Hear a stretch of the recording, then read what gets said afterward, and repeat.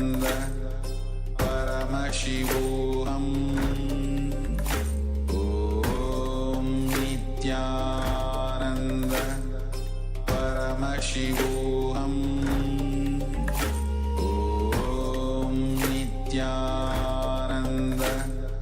Paramashivoham Om Nityananda Paramashivoham Om Nityananda Paramashivoham Om Nityananda Paramashivoham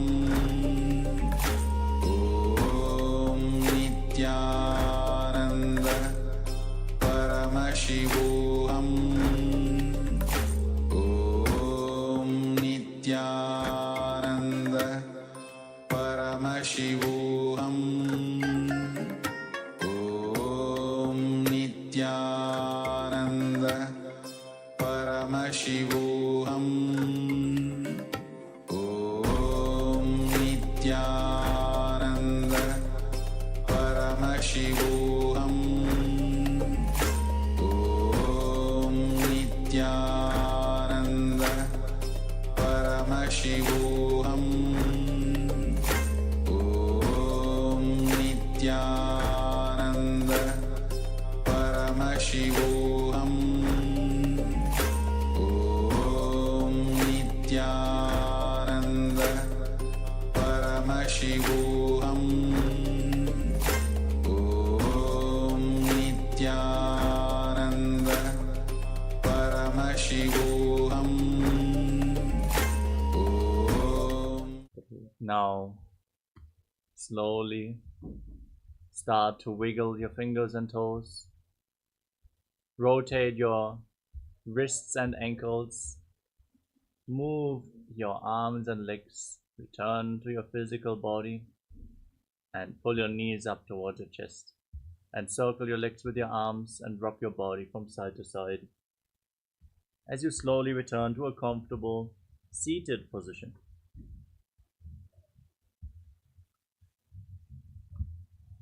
Congratulations for completing the first 108 asanas of this sequence. Let us now get ready and enter into the remaining 200 asanas of this Dvitiya Vinyasa Krama sequence.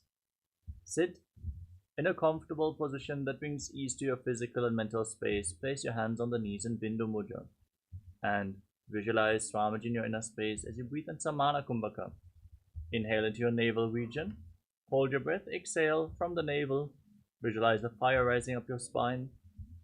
And internally chant Om Nityananda Paramashivoham in Yathasana Ishtasana. पर्यङ्कं तत्समाख्यातं यथसंसं यथा स्थितिः.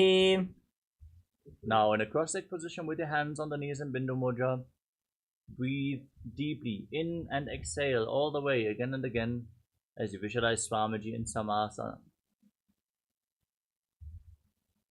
इदानीं गर्भिणीनां योगाभ्यासो यथा लघु सुखप्रसवलाभाय प्रोच्यते प्राक्तने पथि.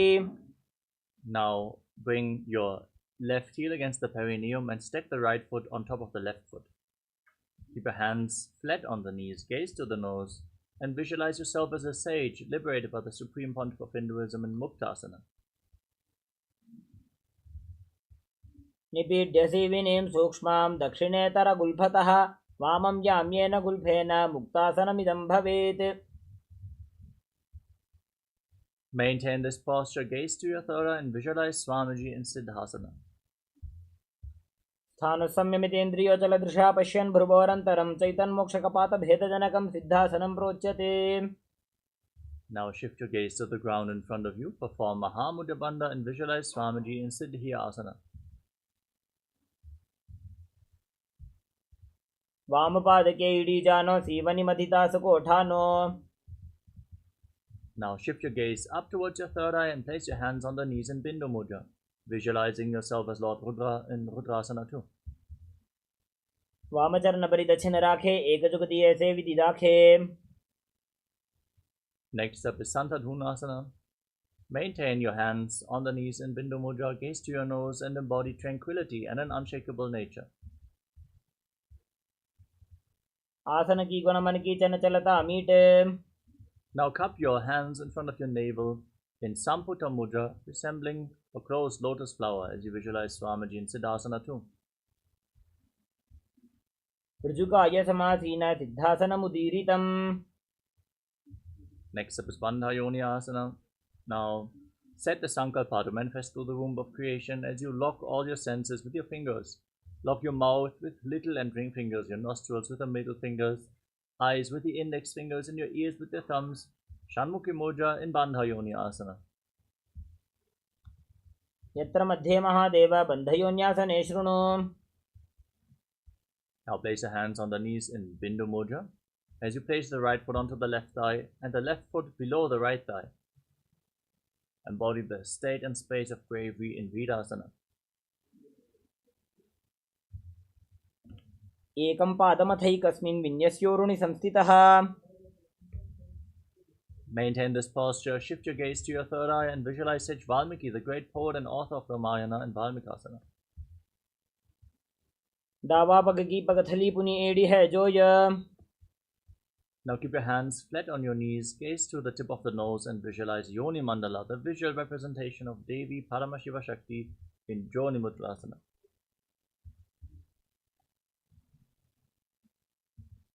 वामपाद की पगथली जाहि माहिली core. Maintain this posture, maintain the visualization of Yoni Mandala as you gaze to your third eye in Yoni Asana. योन्यासनं पर्वतेन योगं योगफलेनिलम्. Now bring the soles of your feet together in front of your body, interlock your fingers around the toes, firmly pull your heel against your perineum and push the knees to the ground. Pull your stomach in and up, gaze to your nose and visualize yourself as Lord Virabhadra in Padmasana 3. गुल्फौ च वृषणस्यादः सीवन्त्याः पार्श्वयोः क्षिपेत्. Now gaze to your third eye and curl your tongue back and push it up in Kechari Mudra as you place the left hand on the knee and cover your mouth with your right hand, closing the left nostril with your index finger, inhaling through the right nostril. Then close both nostrils, hold your breath as long as comfortably possible. Then exhale through the left nostril and again inhale through the left, hold your breath, exhale through the right. In Abhyanta Kumbhaka, exchange the direction of the breath again and again as you visualize yourself as a Nagori in Agorasana. पूर्व कहो भिश्रिका जोजी वाही विधि जोगी जैसो जी. Now, as in Kvalipavasana, slightly separate your heels and bring your elbows down on the heels. Rest your chin on your hands, gaze to the nose, pull your stomach in and up, Anudhyana Bandha. Exhale fully and hold your breath in Rechaka Kumbhaka as you visualize yourself as a female elephant drinking water in Kanadipavasana. ग्वाली पाव आसन कख्यो है जैसे Yahoo में जाने विधि तैसे. Now scoop your hands below the feet and interlock your fingers in Parashu Mudra as you lift your feet in towards your chest, gaze to the nose and visualize Swamiji in Parasana. ततोर्ध्वं रेचयेत् वायुं मृदुनिश्वास संयुतम्. Next up is Gopi Chandasana. Now hold on to the toes from above and interlock your fingers, pulling your feet in towards your chest. Rest your chin on the toes, gaze towards the tip of the nose and embody the state and space of a king in Gopi Chandasana. पूरव विपगा का अंगूठा कंठकू पराशे. Next up is Udarasana. Now scoop your hands below the feet and interlock your fingers from below and pull your feet up against your chest. Rest your chin on the hands, gaze to the nose and visualize your body free from any defects in Udarasana. दोबू पगदली संपुट ठाने उभय हस्त करी उरद हिताने. Now lift your feet higher in front of your face as you visualize yourself excelling in everything in Vishishtasana. दोबू पगदली जोड़ी संपुट करे. Now bring your legs over top of your shoulders and bend your elbows up to hold onto your neck with your hands. Visualize yourself as a cobra with an open hood in Bhujasana. शिरासनं तु विज्ञेयं कक्षासनमतः परं ग्रीवासनं च परमं भुजासनमिहोच्यते. Next up is Kalyanasana. Keep your legs over top of your shoulders and bring your hands behind your back. Try to interlock your fingers behind with your feet off the ground. gaze to the nose and visualize yourself as a beautiful, auspicious goddess. 2 हाथ पगों ਵਿੱਚ ਆਨੇ ਤਿनको ਗੋੜਾ ਨੀਚੇ ਠਾਨੇ. Next up is Sankatasana. Now place the top of the left foot on the mat and sit on the left heel. Stack the right knee over the left knee and keep your hands on opposite knees as you gaze forward in Vaishnavi Mudra. Don't focus on anything external, just focus on the objective within. Don't get distracted by any external happenings as you visualize yourself as an elegant swan and make an ocean-like sound with your mouth on the in and exhalation in Ujjayi Pranayama and Sankatasana. वामपादं चितेर्मूलं सन्न्यस्य धर्म. ॐ नित्यानन्द परमशिवोऽहम्. ॐ नित्यानन्द परमशिवोऽहम्. ॐ नित्यानन्द परमशिवोऽहम्. नित्यानन्द परमशिवोऽहम्. ॐ नित्यानन्द परमशिवोऽहम्. ॐ नित्यानन्द परमशिवोऽहम्. ॐ नित्यानन्द परमशिवोऽहम्. ॐ नित्यानन्द परमशिवोऽहम्. ॐ नित्यानन्द परमशिवोऽहम्. ॐ नित्यानन्द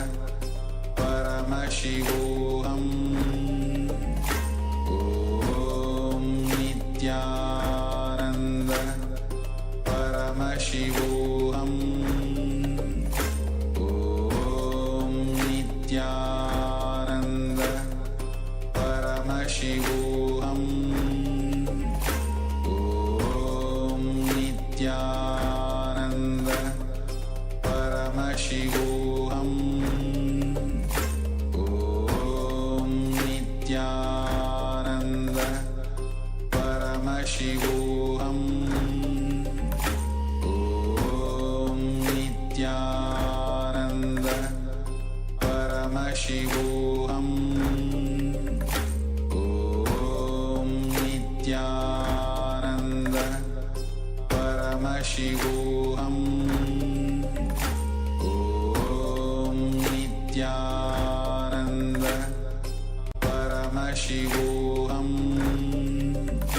ॐ नित्यानन्द परमशिवोऽहम्. ॐ नित्यानन्द परमशिवोऽहम्. ॐ नित्यानन्द परमशिवोऽहम्. ॐ नित्यानन्द परमशिवोऽहम्. ॐ नित्यानन्द परमशिवोऽहम्. ॐ नित्यानन्द परमशिवोऽहम्.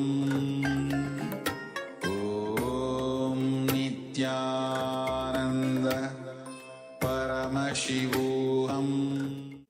Yes, Nityanandam. Sorry for the technical glitch. Let us now continue with the next asana of the sequence, Dhenukasana. With your knees stacked in front of your body, your heels outside the hips, place your hands on the top knee, pull your stomach in and up and visualize a cow in your inner space. अनुषागिनगर पंचडं वृषीलिन्दगल्यम्नि. Next up is Machandasana. Place the right foot on the left thigh, the left foot on the right knee. Bring your left hand behind your back and hold on to opposite thighs as you gaze to your third eye and visualize Swamiji. वामजंग पर दक्षिण ठाने वामहस्त पिष्टे this आने. Now untwist your spine, hold on to the toes and lean forward and down as you visualize Swamiji in Machandasana. प्रथम जीवनोचरण जोजी वामजंग परि राखे सोजी.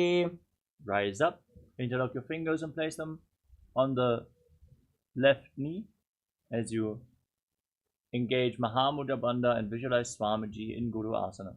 ऊरुमूलेतरपादस्य कनिष्ठिका प्रदेशगुल्फं संस्थाप्य. Now place the right foot flat on the mat and sit on the right heel as you stack the left knee over top, hands on opposite knees, visualizing yourself as an elegant swan in Sankatasana. वामपादं चितेर्मूलं सन्न्यस्य धरणीतले. Now slide the right foot outside the hips, sit in between the heels, pull your stomach in and up, and visualize the cow in Dhenukasana. अनुषागिनगरपञ्चडं वृषीलिन्दकल्यम्नि. Place the left foot on the right thigh, the right foot on the left knee, bring the right hand behind your back, twist your spine as you visualize Swamiji in Machandasana. वामजङ्गपरदक्षिणठाने वामहस्तपिष्टीति स आने. Untwist your spine, hold on to the toes and lean forward and down in Machandasana too. प्रथमजी मनोचरणजोजी वामजङ्गपरिराखे sooji. Rise up, interlock your fingers on the right knee, engage all three bandhas in Guru Asana. ऊर्मूलेतरपादस्य कनिष्ठिका प्रदेशगुल्फं संस्थाप्य. Place your feet flat and pull your knees in towards your body with your hands. Curl your tongue back and push it up as you gaze to your third eye and visualize Swamiji in Pashasana. पादतले भूमौ निधाय जानुनिवृत्ति निधाय. Now hold on to opposite wrists and rest your chin on the knees. Gaze to the nose and visualize yourself residing in an abode of bliss in Bodha Shukasana. दोवु पगधरी भूपरिधरे कोरमाहिलिये सेकरे. Now bring your hands below the knees and hold on to opposite elbows as you gaze to the nose in Kudakatasana.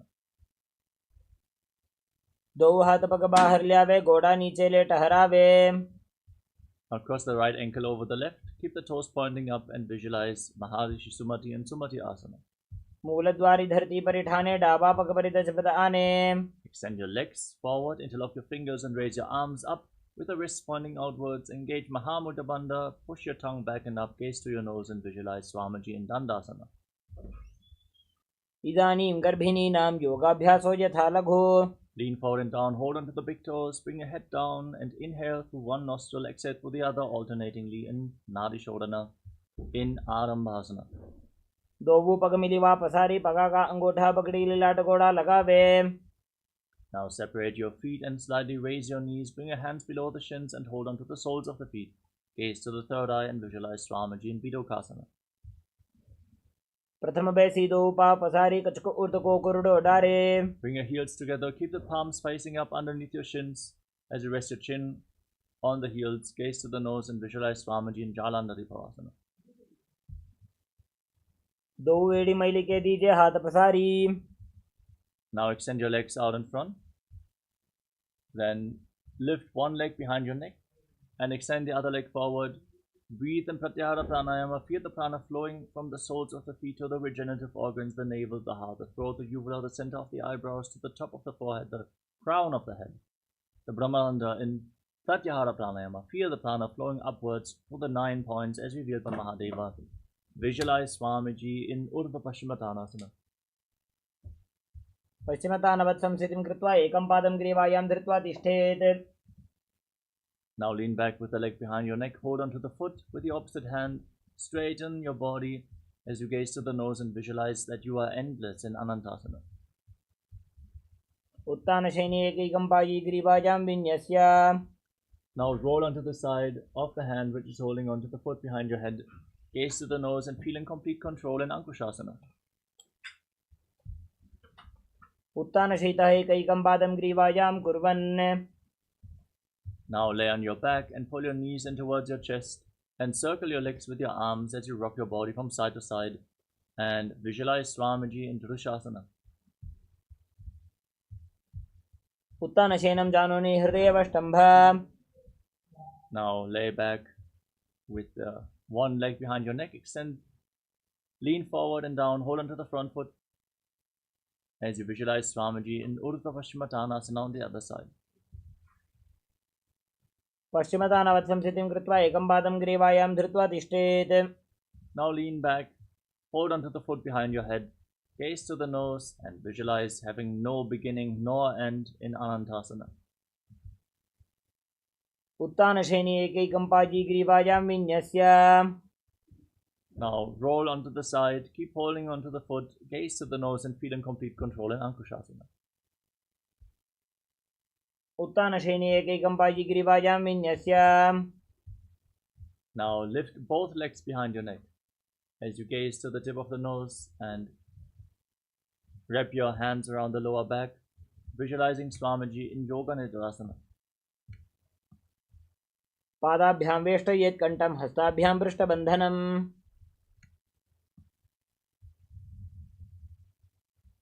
Now bring your hands up and interlock your fingers behind your neck as you gaze to the nose and visualize Lord Vishnu in Atmaramasana. Atmaram आसन प्रथम सूधो सोबे. Now lay on your back and extend your arms out to the side. Pull your knees towards your chest and keep the soles of the feet facing upwards towards the sky. Gaze to the third eye and visualize Swamiji in Kochikasana.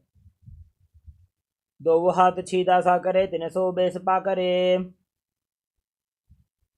Now, from this position, drop one knee to the side, extend the opposite leg down. Now bend both knees to the side. Now extend your legs outwards, hold on to the toes, and gaze in the opposite direction. Now pull your knees back in towards your chest, return to the center, and then drop the other knee to the side, extend the opposite leg down. Bend both your knees to the side. Extend your legs to the side, hold on to the toes, and gaze away from the feet in Jatara Parivritti 1, 2, and 3. Visualize Swamiji. परिवृत्ति कुक्षि भागे तथा हि परिकीर्तितः. Now pull your knees in. Place your feet down on the ground and hold on to your ankles. Push your hips up high. Lock your chin to the chest. Hold the breath in Mocha Kumbhaka. Gaze to the nose and visualize yourself as sturdy as a bridge in Dviparapita. प्रतिक्रियायुतं द्वन्द्वपीठ सर्वबलप्रदम्. Now place your hands on the ground over top of your shoulders with the fingers pointing towards your feet. Lift your hips up high. Walk your hands and feet closer together if you can. Breathe calmly through your nose, leading the prana along your spine in Sahajra Kumbhaka as you visualize yourself as sturdy as stone furniture in Paryankasana. उत्तानशयनमस्तदलाभ्यां भूमिं वष्टभ्याम्. Lay down on your back, pull your knees against the chest and keep your hands on the respective shoulders. Visualize yourself as a dog, playfully rolling around on its back as you move your hips in a circular motion in Shvotanasana. शरीरं संस्थाप्य जानुनी सम्मील्य नभुवानीज. Now place your arms down flat on the mat and lift your legs up high. Point your toes to the sky and visualize Swamiji in your inner space as you breathe in Mocha Kumbhaka and move your legs in a circular motion in the Viparita Karani. भूतले सशिरो दत्वा खेनये चरणद्वयम्. Now stop the movement of your legs. Keep your arms on the ground for support in Viparita Karani too. Karni विपरीताख्या सर्वाधिव्याधिनाशिनी. Now drop your feet down over top of your head. Touch your toes to the ground. Interlock your fingers behind your back and push your hands into the ground as you visualize yourself as a plow in Langalasana. नरकासने स्थित्वा नासिकाप्रदेशे भूमौ पादपृष्ठे स्थाप्य. Now hold on to your feet over top of your head as you visualize Paramashiva in one of the 84 asanas revealed directly by Lord Paramashiva himself, Shaita Paschimottanasana. तानं शयित्वात् कुर्वीत शयितपश्चिमतानकम्. Now separate your legs, keep your hips over top of the shoulders as you visualize Swamiji in Supta Konasana. परिवृत्ति कुक्षि भागे तथा हि परिकीर्तितः. Now join your feet back together, hold on to your ankles and then roll onto your back, keeping your arms and legs straight, visualizing yourself as a chakra, a wheel in Chakrasana. शवासनस्तद्वौ पादौ कुर्यान्मस्तकतः परौ.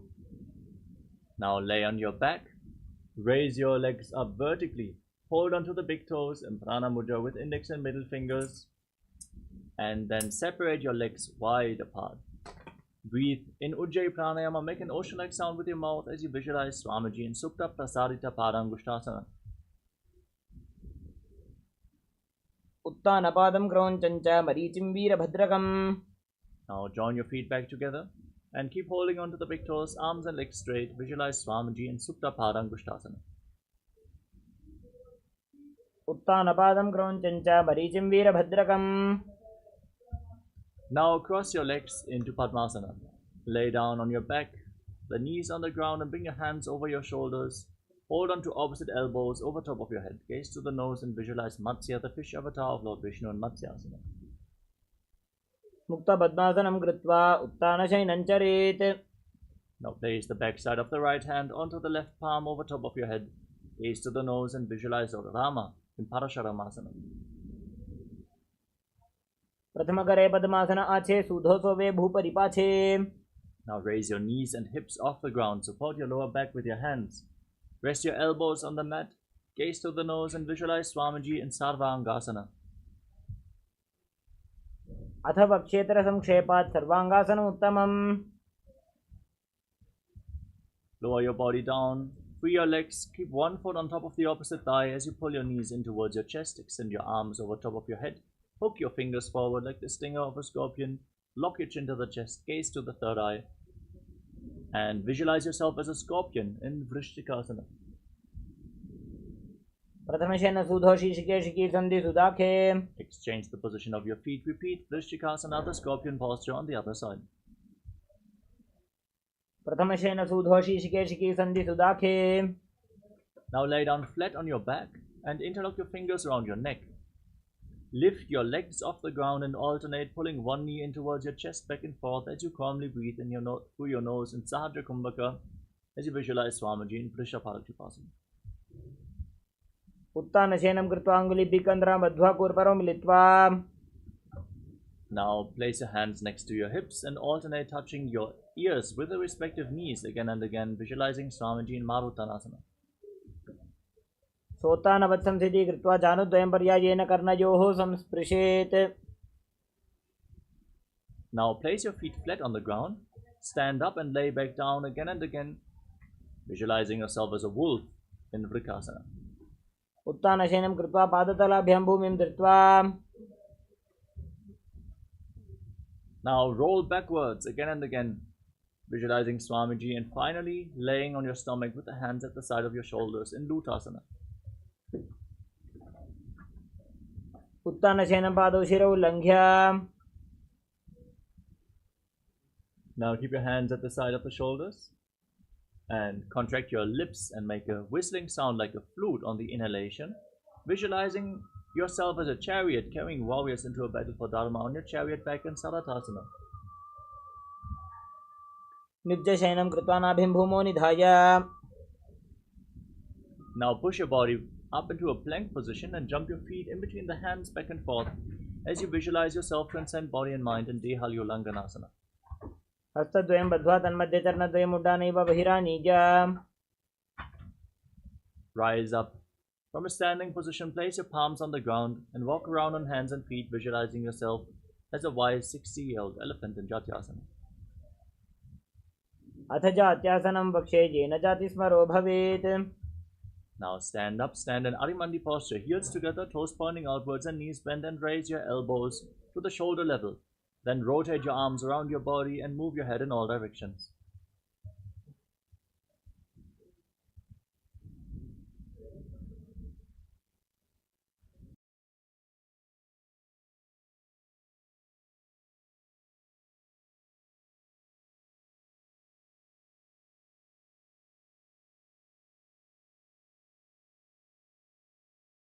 Next up is Sadapasana. If you have a rope available, tie your feet with a rope and stand erect on the mat like a rod with your elbows close to your body, your hands on your thighs, visualizing your Kundalini Devi rising and curling upwards around your body like a serpent in Sadapasana. Atha Sarpasanam Vakshe Vayupanaya Kevalam.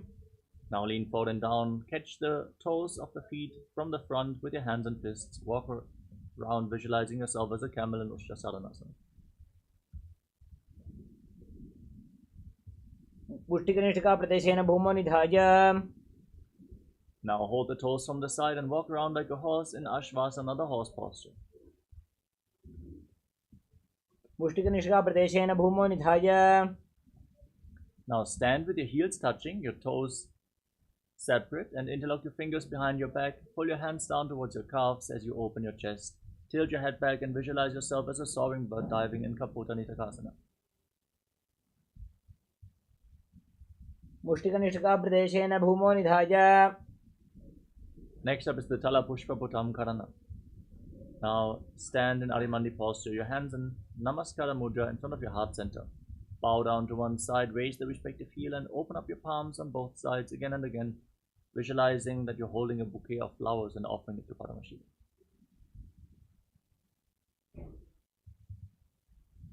Now stand on the mat, gaze to your nose and visualize yourself as a rhinoceros as you lay down on your stomach, and jump your feet back up towards your hands and stand with your hands extended away in Namaskara Mudra, resembling the horn of the rhinoceros in Khadgasana.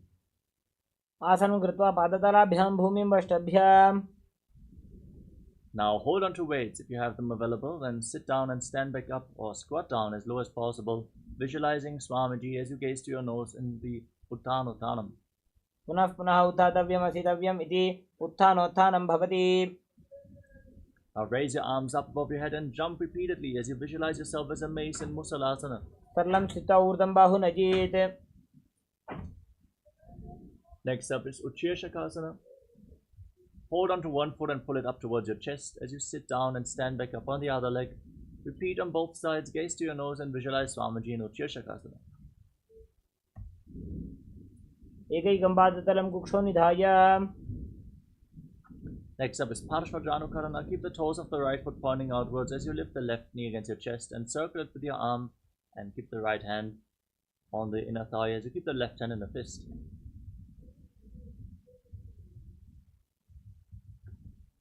Now extend your arms and one leg, the left leg forward, sit down and stand back up, holding onto weights as you visualize yourself fiercely dancing as Lord Shiva in Tandavasana. एकेन पादेन स्थातव्यं ताण्डवासनं भवति. Now lift the left foot up towards the inner opposite thigh. Keep your hands relaxed at the side as you visualize Lord Brahma is blessing you from within in Brahmanasana. ब्राह्मणासनमावक्षे यत् कृत्वा ब्राह्मणो भवेत्. Lift the left leg over and around the right knee and tuck the toes behind the calf as you bring the left arm below the right and join your hands in Namaskara Mudra, visualizing yourself as Lord Garuda with big wings on your back in Garudasana 3. उत्तानकूर्मपीठं च सिंहस्गारुडमेव च.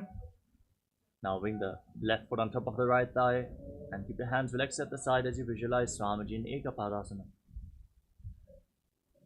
दक्षाङ्घ्रिं वामपादस्य जङ्घोपरि निधाय च. Now hold on to the left big toe in Prana Mudra and extend the leg out to the side as you rotate quickly on the standing leg, visualizing yourself as the North Poster and Dhruvasana, the poster posture. एकेन हस्तेन दण्डरूपस्य एकस्य पादस्याग्रं धृत्वा. Now lift the left leg behind your neck, stand tall, sit down and stand back up in Trivikramasana as you visualize Lord Vishnu is blessing you from within. ग्रीवायां पादं संस्थाप्य स्थातव्यम् उत्थातव्यं त्रिविक्रमासनं भवति. Now repeat Parshvajanukarana on the other side. Lift the right knee towards your chest and circle it with your arm. And stand straight. Now extend your arms and the right leg forward. Sit down, stand back up, visualizing yourself as Lord Shiva in Tandavasana. एकेन पादेन स्थातव्यं ताण्डवासनं भवति. Now lift the right foot up towards the inner opposite thigh. Keep the hands by the knees and visualize Lord Brahma is blessing you from within in Brahmanasana. ब्राह्मणासनमावक्षे यत् कृत्वा ब्राह्मणो भवेत्. Bring the right leg over and around the left knee, tuck the toes behind, bring the right arm below the left, join your hands in Namaskara Mudra and visualize yourself as Lord Garuda in Garudasana 3. उत्तानकूर्मपीठं च सिंहस्गारुडमेव च. Now bring the right foot on the left thigh and your hands at the side as you visualize Swamiji in Ekapadasana. दक्षाङ्घ्रिं वामपादस्य जङ्घोपरि निधाय च. Now hold onto the big toe of the right foot, extend the leg out to the side and rotate quickly on the standing leg, visualizing yourself as the North Poster and Dhruvasana. एकेन हस्तेन दण्डरूपस्य एकस्य पादस्याग्रं धृत्वा. Next up is Trivikramasana. Now lift the right leg behind your neck.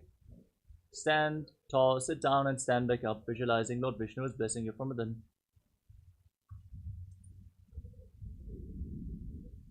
ग्रीवायां पादं संस्थाप्य स्थातव्यम् उत्थातव्यं त्रिविक्रमासनं भवति.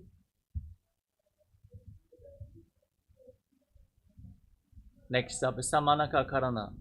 Stand in Arimandi posture. Heels together, toes pointing outwards, hands slightly extended away from your hips, fingers pointing one by one. Breathe deeply and calmly after this intense sequence of asanas, and let's get ready for the final 100 asanas of this sequence. Starting off with Gorak Anjali Asana. With your feet separate, squat down and bring your hands from the outside in between the legs, interlocking the fingers in front of your navel. Visualize the great sage Goraknath as you breathe in Jivachala Kumbhaka. Inhale fully and hold your breath. Move the retained prana throughout your body by the force of your will alone in Gorak Anjali Asana. प्रथमे वो होए बाहुरी नीचो पुनि होवे. Next up is Kanchi Asana. Now, interlock your fingers behind your back as you sit in a squatting posture, visualizing Swamiji in your inner space. पूर्वमध्याधस्थो निवेश्य नितम्बं धृत्वा. Next up is Bhairu Asana. Bring the heels together close to your body. Gaze at your navel as you interlock your fingers behind your back and visualize Bhagavan Kala Bhairava, the Lord of Time in Bhairu Asana. दो पग की थलिया की माहिली को मिलाजी. Now keep the heels together, separate your toes and join your hands behind your head with the fingers pointing downwards in Anjali Mudra. Keep your back straight, gaze to your nose and visualize yourself as the boar incarnation of Mahavishnu, Varaha in Varahasana. पागथली की माहिली को मिलाई फना पानियों कड़बई से. Now hold on to your big toes in Prana Mudra and raise your hips to the same level as your knees as you visualize Swamiji in Kripitasana. पार्श्वद्वय सम्मील्य स्थित्वा नितम्बं जानुप्रदेश आनीय. Now place your hands on the ground and place your knees onto your arms towards your armpits. Raise your feet off the ground and balance on your arms in Kanipavasana as you visualize yourself as a crow in Bakasana. हस्ताभ्याम अवनिमवष्टभ्य. Now place your head on the ground, form a triangle between your head and your hands. Raise your knees onto your elbows, your hips above the shoulders and straighten your legs up as you then cross them into Padmasana. Gaze to the nose and visualize Swamiji in Sushtanga Kapali Asana. आसन को गुण कपाल आछो होई. Lower your legs down. Come to a kneeling posture, sitting in between your heels with the toes touching behind your back. Place your hands on the knees, gaze to the nose, and sit in the secret seat with Paramashiva and Guru in Guptasana. जानूर भोरंतरे पादौ कृत्वा पादौ च गोपयेत्. The next asana is Vrikshasana too. Now place your hands on the ground and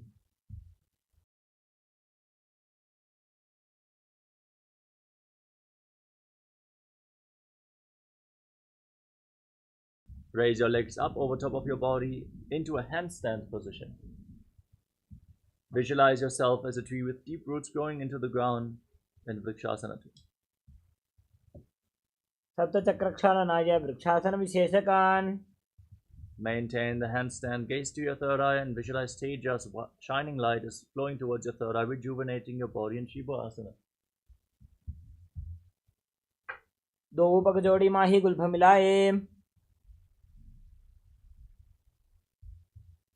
Now place your hands on the ground, shoulder width apart. Lower your body down to the mat and push it back up again and again as you visualize yourself as a fish in Matsyasana too. नृत्य शयनं कुर्परो पार्श्वभागाय मूर्धकृत्य.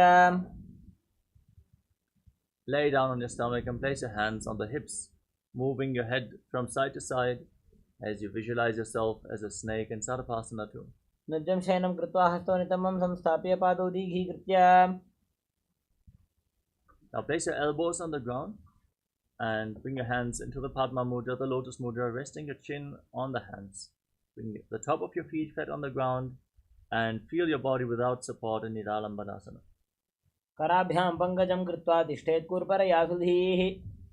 Now place your hands on the ground and raise your feet. Bring your upper back and your feet close together as you straighten your arms and visualize yourself as an umbrella protecting your Guru from the sun rays in Chakrasana. अर्ध्यासनं स्थित्वा हस्ततलाभ्यां भूमिं वष्टभ्य. Now come to a kneeling posture. Sit on your heels and extend your arms out. Place your palms and your forehead on the ground, gazing to the nose as you visualize yourself as Vajra, the weapon of Indra, symbolizing indestructibility in Vajrasana. इदानीं गर्भिणीनां योगाभ्यासो यथा लघु सुखप्रसवलाभाय प्रोच्यते प्राक्तने पथि. Next up is Meshasana. With your hands on the ground, raise your hips up into Gajrasana position. Straighten your legs and alternate striking the ground with your hands as you visualize yourself as powerful as a ram in Meshasana. गजासन संस्थितो एकैकं बाहुं भूमौ ताडयेत्. Now, with your hands on the ground, raise your legs up and lower your head down towards the ground as you visualize yourself as unborn, existing for all eternity in Ajrasana. गजासन संस्थितो पादद्वयम् अन्तराळे कृत्य. Come to a kneeling posture. Pull your feet in towards your perineum and then place your hands on the respective knees. Gaze to the tip of the nose and visualize Swamiji in Dhanantarasana as you make an ocean-like sound with your mouth and Ujjayi Pranayama. पूरब विधि परिहाता की काकसीस्यो फणा शरा मोड़ी. Now interlock your fingers in front and move your arms in all directions, giving massage to various different joints and muscles of your body. Then interlock your fingers behind and repeat the movement as you visualize Swamiji in the Angamotanam. हस्तयोः अङ्गुलीय बद्ध्वा हस्तयोर्मध्ये सर्वमङ्गं निष्कासयित्वा.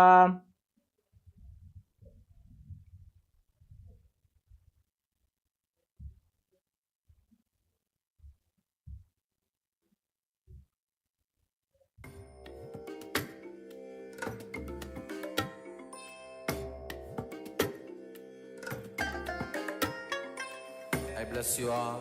Let you all open all your three eyes and manifest the powers of Mahasudashiva. Om Nityananda Paramashivoham.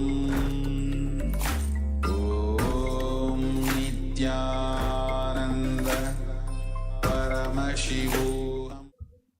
Yes, sorry for the technical glitch. Now bring your heels outside the hips. Sit in between the heels with the toes pointing to the side.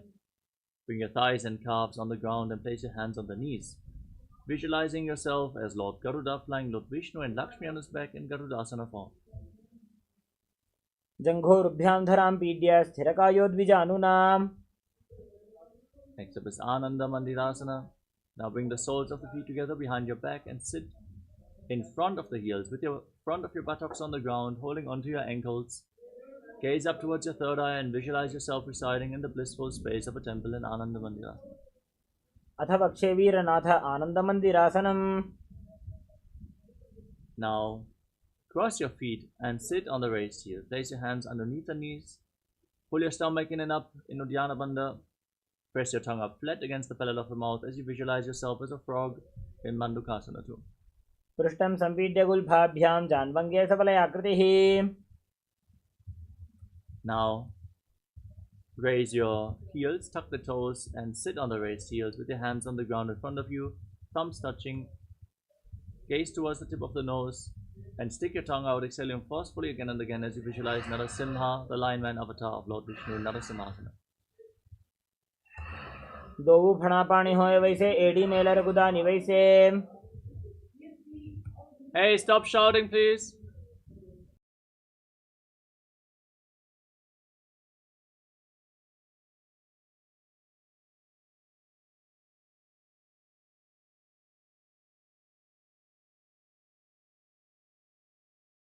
Now sit on raised heels and place your hands on your mouth. Bring the thumbs underneath the teeth and inhale through the right nostril. Exhale through your mouth in Vishlaka Pranayama. Gaze to the tip of the nose and visualize yourself as Devi, victorious over any and all minuscule fears you might have in Vishlakasana. दो बगा की AD जोई गोड़ा फणो वाण पुनि होई. Now bring the soles of the feet together and sit on the heels, toes pointing back. As you bring your hands towards your armpits and imitate as if you're a monkey stretching itself. Gaze to your third eye and visualize yourself as a playful monkey in Makarasana. दो पगधली संपुट आने तिनिकी पृष्ठि भूमि पर इठाने. Now tuck the toes, bring the soles of the feet together and sit on raised heels with your knees wide apart. Hold on to opposite elbows behind your back. Gaze to the nose and embody diamond-like strength for you and your Sangha, your spiritual community in Vajrasangarasana. પ્રથમ ફણા પાણી હોય વૈસે દોબુ એડી ઉદાની વૈસે ગોડા ઊભા રાખે ધીર આડે વાય પસારે ધીર. Next up is Kanjanasana. Now cross your feet and place your knees on the ground. Sit on the raised heel with your palms on the ground next to your body. Gaze towards the tip of the nose, pull your stomach in and up, and visualize perfect health beyond any and all physical or mental ailments in Kanjanasana. ખંજનાસનમાં વક્ષે જત્કૃત્વા સુસ્થિરો ભવેત.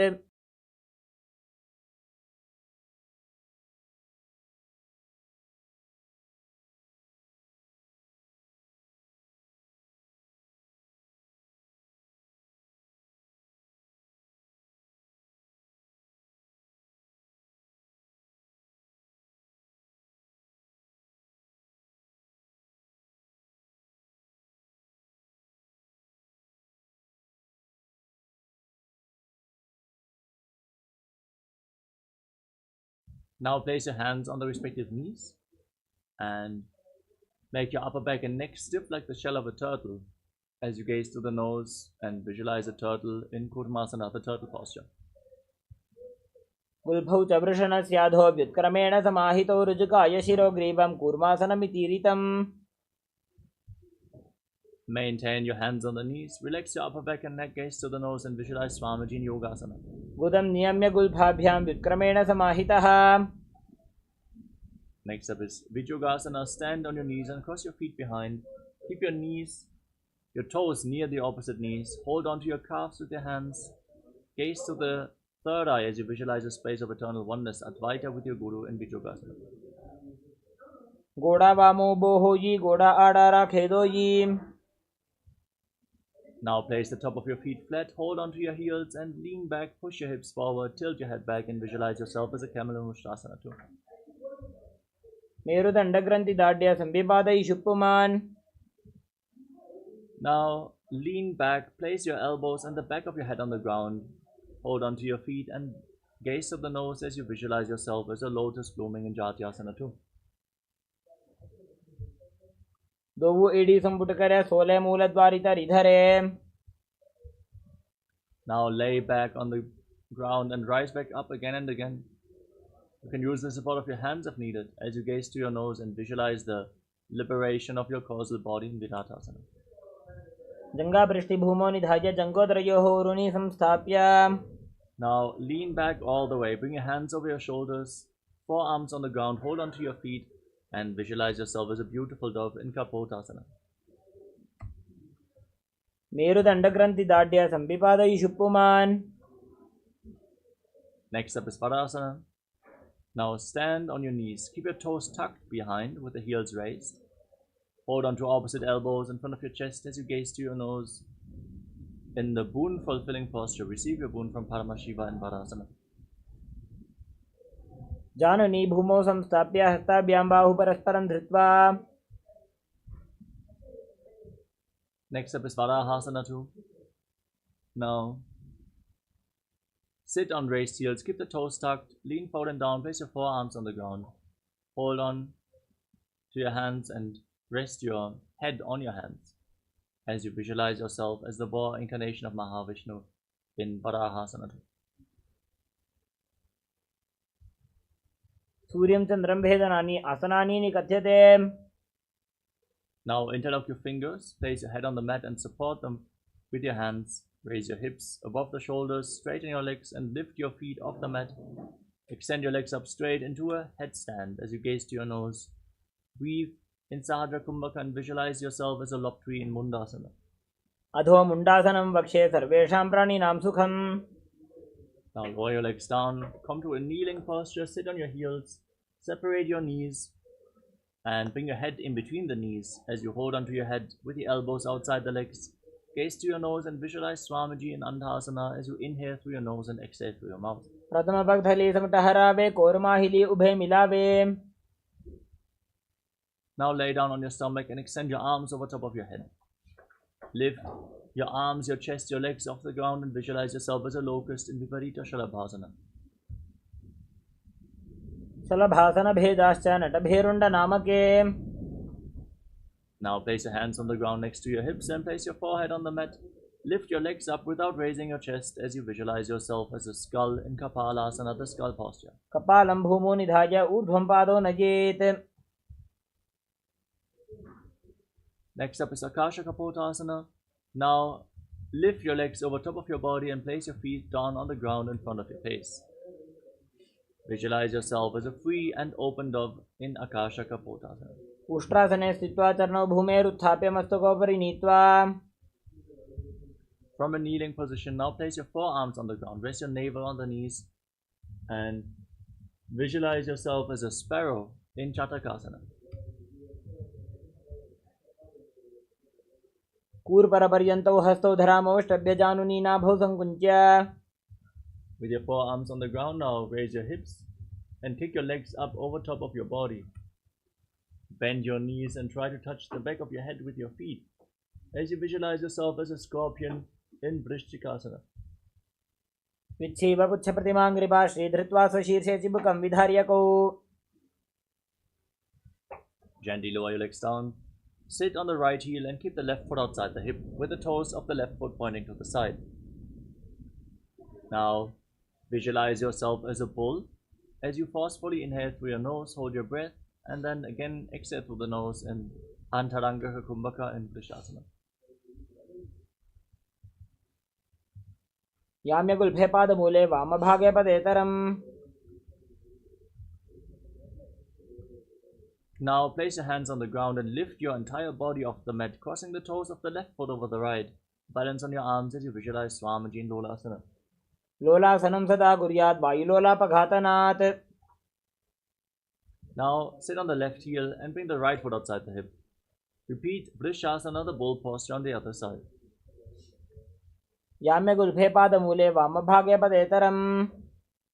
Now place the right foot flat on the mat, tuck the toes of the left foot and sit on the left heel with your hands on the respective knees.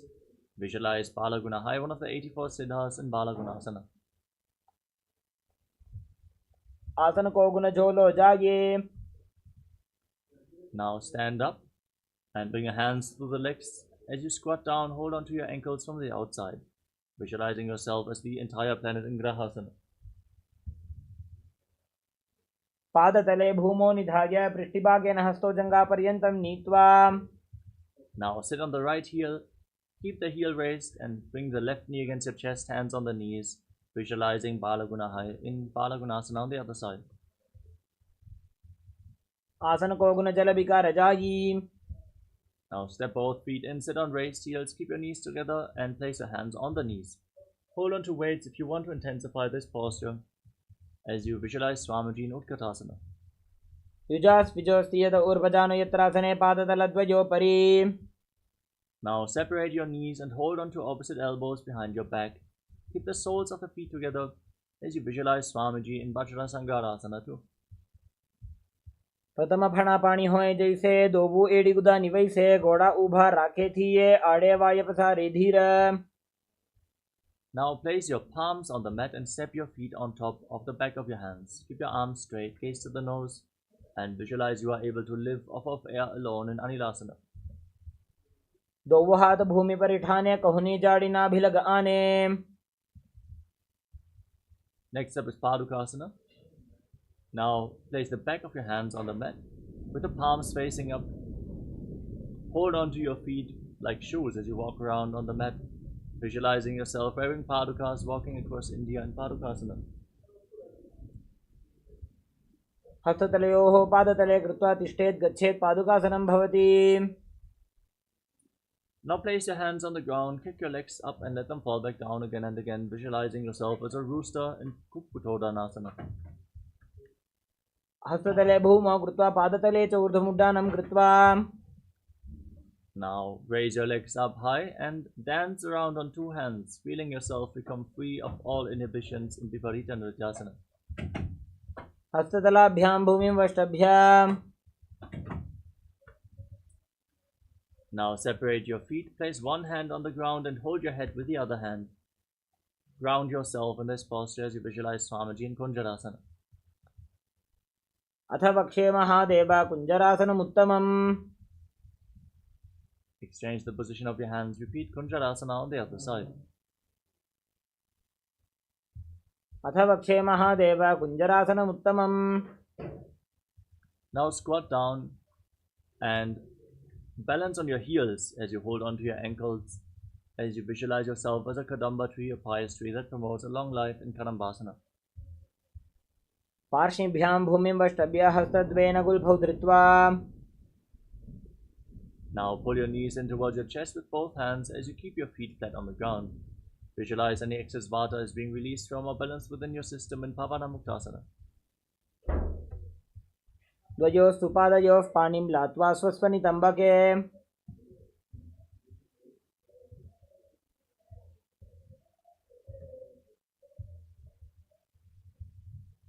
Now lift one leg behind your neck and extend the other leg forward.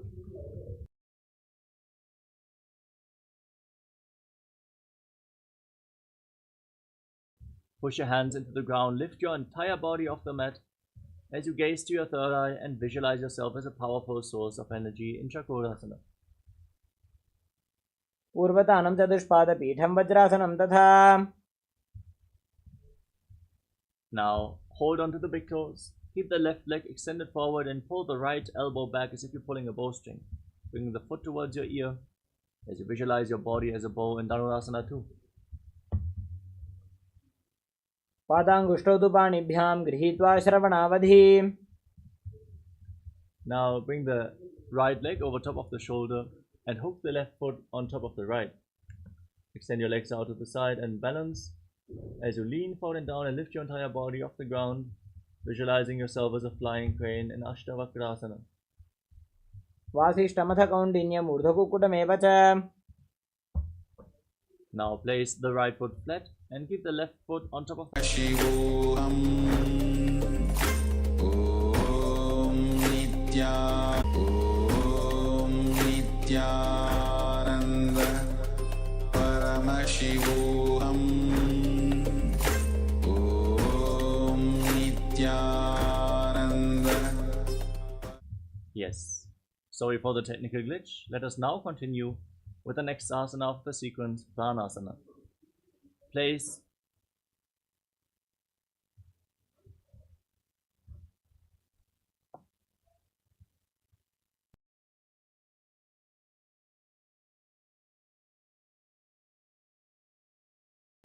the right foot flat on the mat and raise the knee as you place the left foot on top of the right thigh. Bring your right shoulder underneath the raised knee, push the left knee to the ground and gaze up towards your third eye as you visualize yourself being immortal, able to exist solely from Prana and Pranasana. एतत् प्रभेदं वक्ष्यामि करोति यस्य चामरः. Now bring the left foot outside the right hip, step the right foot over the left knee, twist your elbow around the knee and gaze up as you interlock your fingers behind your back, visualizing Sage Matsinanata in Parshvamatsindasana. पार्श्वाभ्यां धृत्यते यास्तु पार्श्वमत्सेन्द्रमुत्तमम्.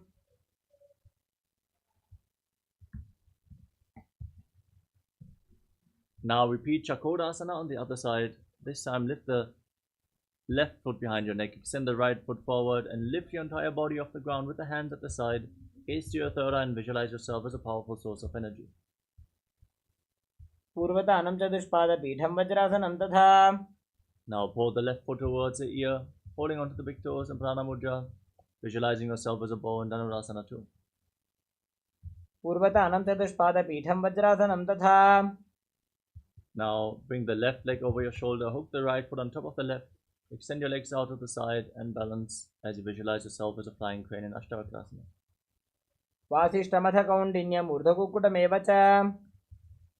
Now place the left foot flat, right foot on top of the left thigh, left shoulder underneath the raised knee. Gaze up and visualize yourself being immortal, existing on Prana and Pranasana. एतत् प्रभेदं वक्ष्यामि करोति यस्य चामरः.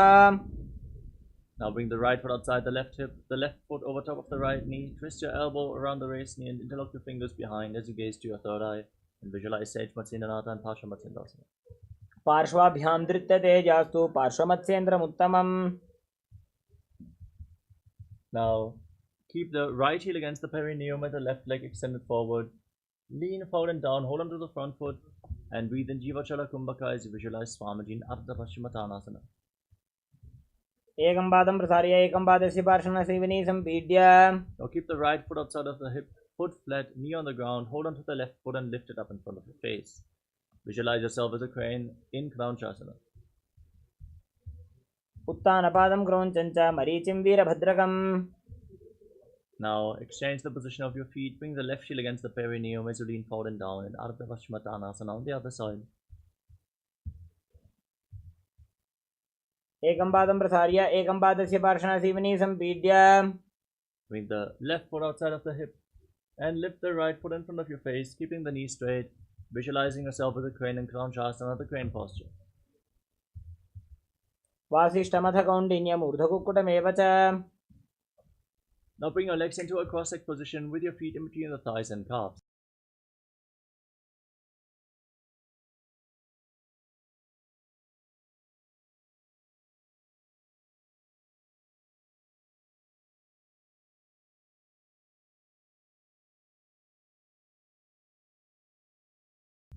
Place your hands on the knees, gaze to the nose and embody peace, well-being and good fortune as you visualize a swastika and swastikasana. जानोर्वोरन्तरे सम्यक् कृत्वा पादतले उभे. Now cover your heels with your hands, lock your chin to the chest and gaze to the nose as you visualize Sage Goraknata and Gorakshasana. जानोर्वोरन्तरे पादौ उत्तानो व्यक्तसंस्थितौ. Now place the right foot on the left thigh and press the left heel against the perineum as you gaze to your third eye and visualize Swamiji meditating on Arihanta, the Lord, the Enlightened One, the Avatar. As you close all your senses with your hands in Shanmukhi Mudra, your lips with little and ring fingers, the nostrils with your middle fingers, eyes with your index fingers, and your ears with your thumbs, Shanmukhi Mudra and Bhagasana too. वामपार्श्वौ गुदं संस्थाप्य दक्षाङ्घ्रिवामजघने. Next up is Yogasana too. Now place your feet on top of opposite knees, your hands on the ground next to your body with your palms facing up. Keep your mouth in the shape of the beak of a crow. Inhale through the mouth, exhale through the nose in Kakachancha Kumbhaka as you gaze to your nose and visualize Swamiji. उत्तानौ चरणौ कृत्वा संस्थाप्योपरि जानुनोः.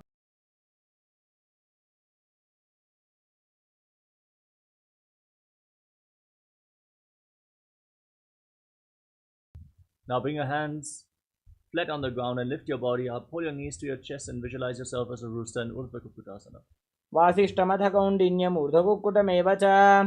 Now bring your hands through the legs with the palms on the ground as you gaze to the nose and visualize Swamiji in Siddha Talyasana. प्रथम पद्मासन को करे हस्तुदो भूगोड़ासन दिदरे. Now lift your body up, knees to the chest and visualize yourself as an elegant swan as you gaze to the nose in Hamsasana. Kukkutasana स्थिता स्कन्धपर्यन्तं ऊरूनि नीत्वा.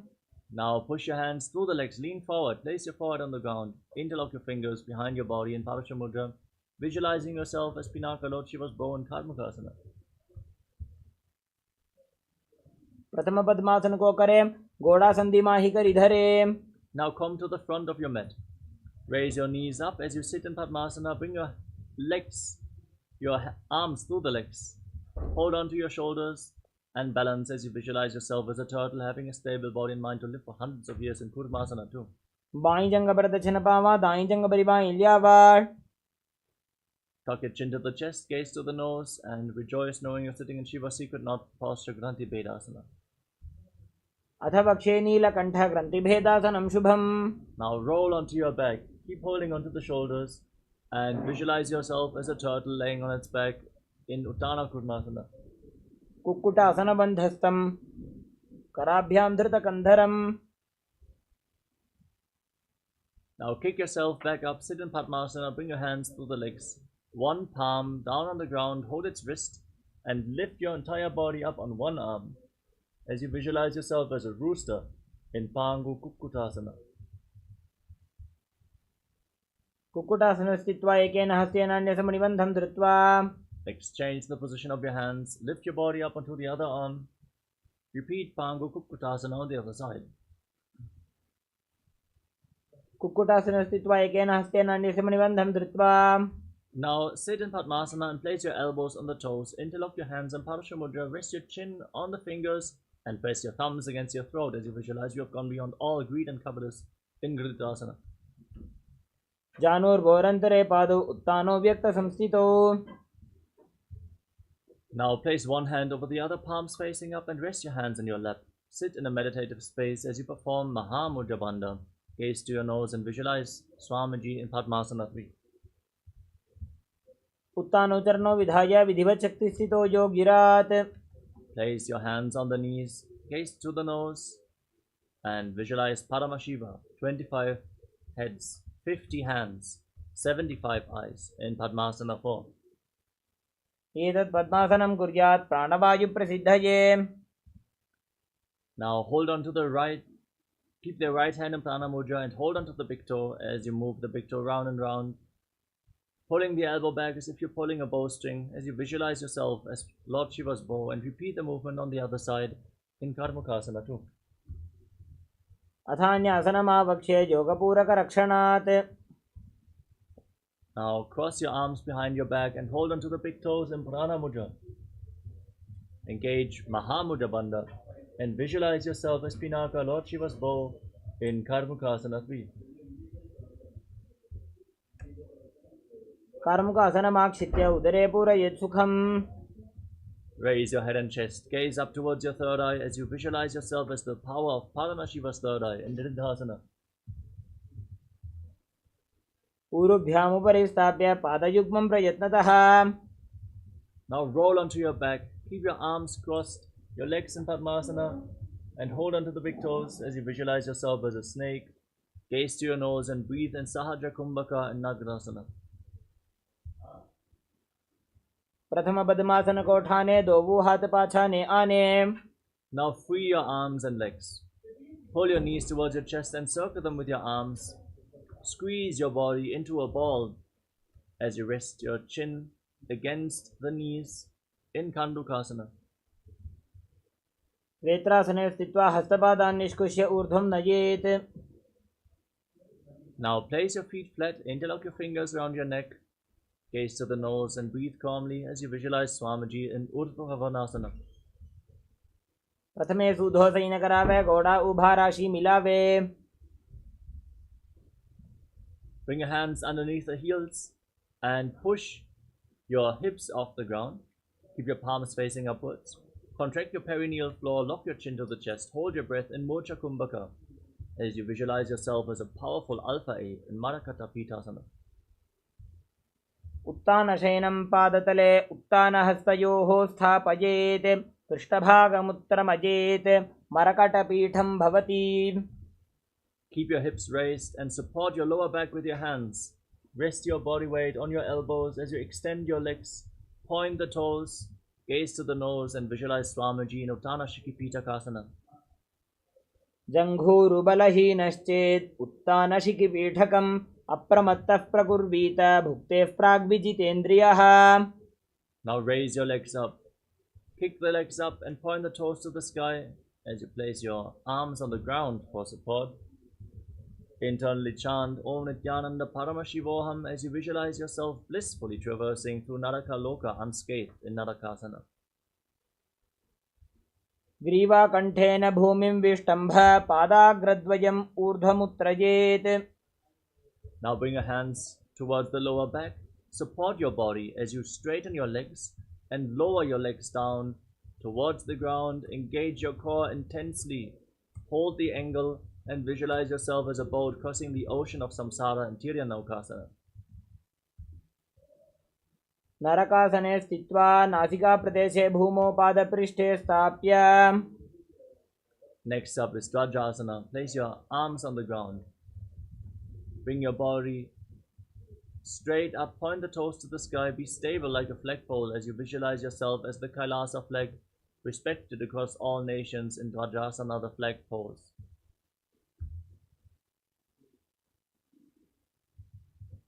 तिर्यन्नौकावत् ग्रीवापृष्ठकूर्परैः भूमिं वष्टभ्य.